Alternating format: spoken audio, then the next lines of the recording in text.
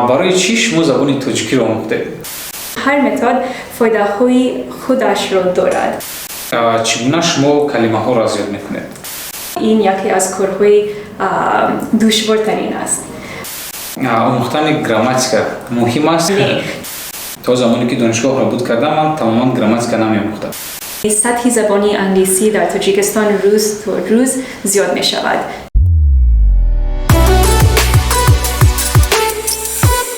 سلام علیکم забон омӯзон. امروز در مهمانی ما شفالی اگروال هستند، سخنگوی سفارت امریکا در دوشنبه و امروز ما شفالی رو دعوت کردیم که اویدی تجربه زبان آموزی خود با ما نقل کند که چگونه شفالی یک چند زبانی خارجی رو، یک زبانی خارجی نه بلکه یک چند زبانی خارجی رو آموخته است.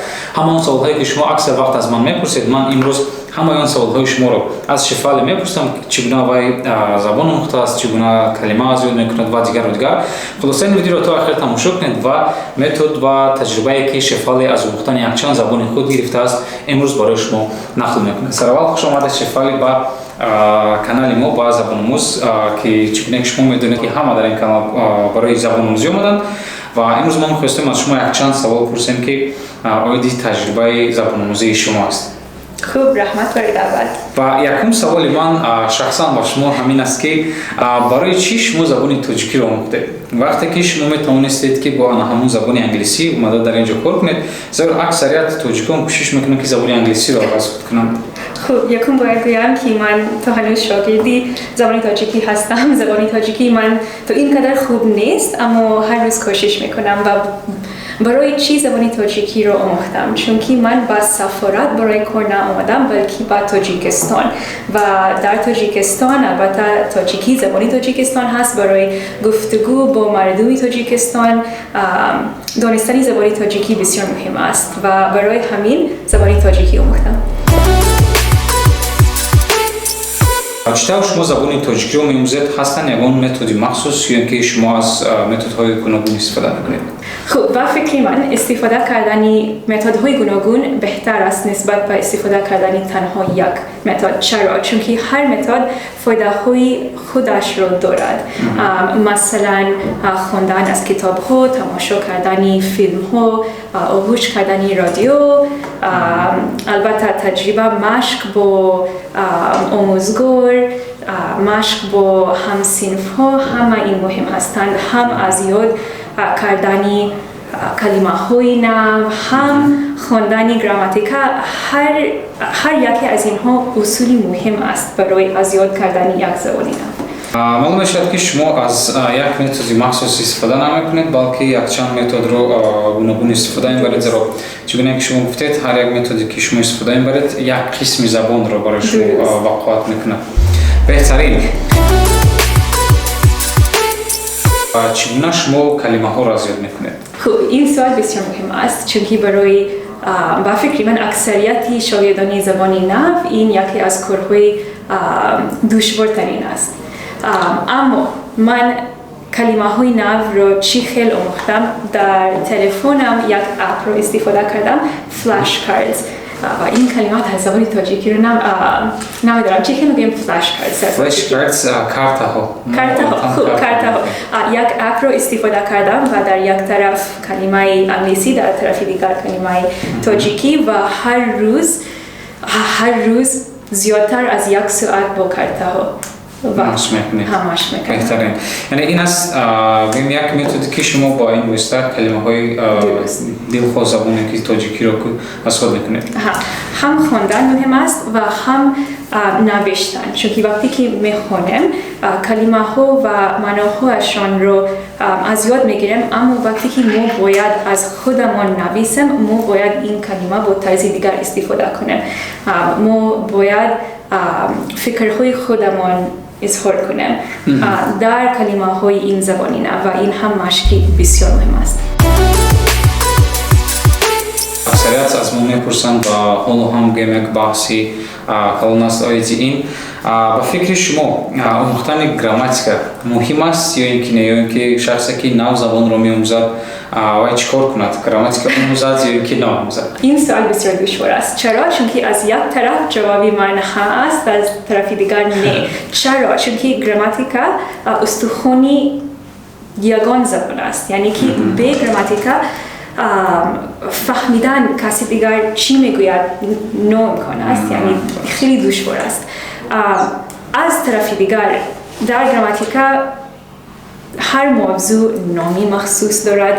این نام ها مهمند و فکری من تو این قدر نه، بس مهم است که می توانم گویم این در پیش بود یا این در آینده می آید، یا من برای شما گپ میزنم حاضر یا برای کسی دیگر. همه این یک جزئی گراماتیکا هستند و از مثال من نام‌های این اصول رو در زبان تاجیکی هم نمیدانم و همین خیلی با زبان انگلیسی یا با یگان زبان نو که مеомӯзад گراماتیکا بسیار مهم است، اما وقتی که شما میخواند معنای کلمه ها مهمتر هستند و чихел شما میتواند آزادانه خود را اظهار کند.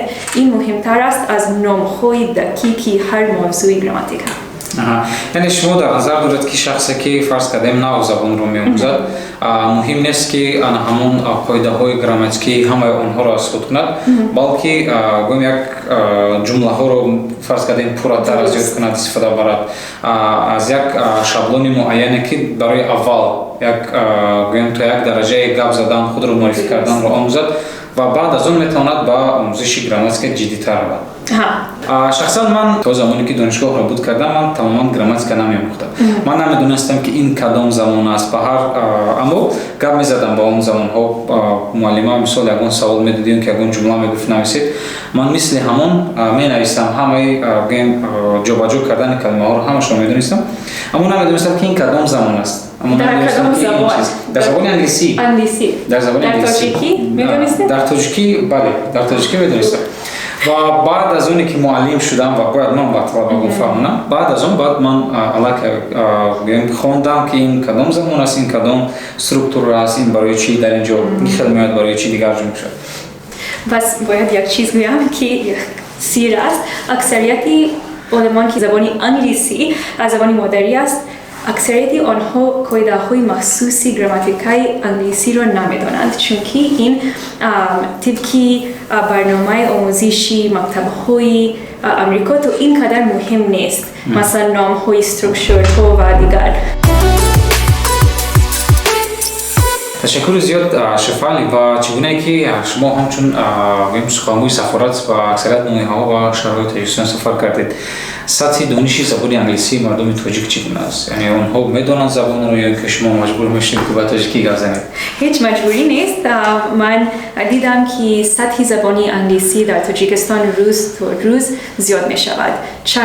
البته در بعضی ساحه‌ها دانش زبانی انگلیسی در کار است، مثلا برای آنها که در ساحه سیاحی کار میکنند مثل که گفتم، و آنها هم که با سازمان‌های بین‌المللی کار میکنند یا با سفارت‌ها همین خیلی. اما هم دیدم که نسل نوی تاجیکستان این خواهش را دارد برای از یاد کردن زبانی نو، زبانی انگلیسی، و آنها که به مرکزهای امریکایی می آیند یا از یعنی درس های خصوصی این زبان را می آموزند. این دانش با فکری من زیاد می شود در تاجیکستان. یعنی روز تا روز زباندانی در تاجیکستان بهتر شده است، مخصوصا انگلیسی. درست. تشکر. سوال نوبتی باز هم یک از سوال‌های زبان آموزان است. آنها میخوان فهمند که کدام متد آموزش زبان انگلیسی بهتر است. یکم این آنلاین درس ها هست، دوم این درس ها در صنف است انوی و سوم این درس اندیویدوالی یک به یک با معلم. با فکر شما کدام از اینها بهتر است و با کدام از اینها میشود زبان رو تیز آموخت؟ هر یک از اینها بسیار خوب است و وقتی که من زبان تاجیکی را آموختم یعنی ارالشی این سه متد ها رو استفاده کردم.